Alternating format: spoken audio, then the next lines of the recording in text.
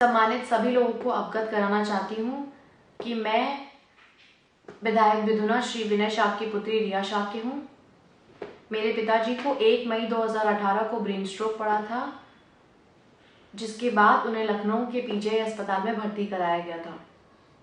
मैं धन्यवाद देना चाहती हूँ हमारे यशस्वी मुख्यमंत्री योगी आदित्यनाथ जी का कि उन्होंने उच्च स्तर पे डॉक्टर पैनल टीम बनाकर मेरे पिताजी का इलाज करवाया और स्वयं मेरे पिताजी को 4 से 5 बार पीजीआई अस्पताल में देखने आए।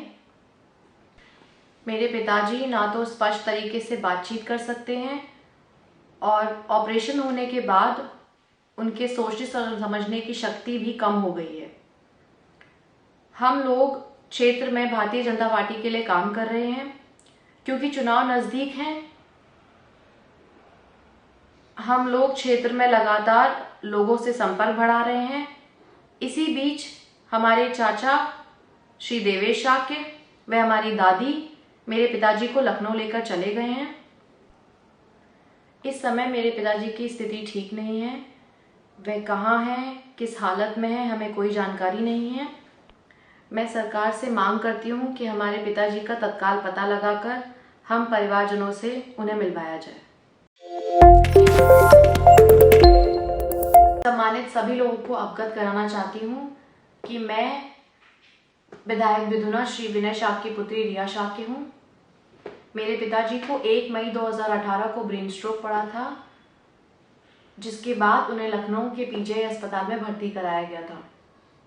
मैं धन्यवाद देना चाहती हूँ हमारे यशस्वी मुख्यमंत्री योगी आदित्यनाथ जी का कि उन्होंने उच्च स्तर पे डॉक्टर पैनल टीम बनाकर मेरे पिताजी का इलाज करवाया और स्वयं मेरे पिताजी को 4 से 5 बार पीजीआई अस्पताल में देखने आए। मेरे पिताजी ना तो स्पष्ट तरीके से बातचीत कर सकते हैं और ऑपरेशन होने के बाद उनके सोचने समझने की शक्ति भी कम हो गई है। हम लोग क्षेत्र में भारतीय जनता पार्टी के लिए काम कर रहे हैं क्योंकि चुनाव नज़दीक हैं। हम लोग क्षेत्र में लगातार लोगों से संपर्क बढ़ा रहे हैं। इसी बीच हमारे चाचा श्री देवेश शाक्य व हमारी दादी मेरे पिताजी को लखनऊ लेकर चले गए हैं। इस समय मेरे पिताजी की स्थिति ठीक नहीं है। वह कहाँ हैं, किस हालत में है, हमें कोई जानकारी नहीं है। मैं सरकार से मांग करती हूँ कि हमारे पिताजी का तत्काल पता लगाकर हम परिवारजनों से उन्हें मिलवाया जाए।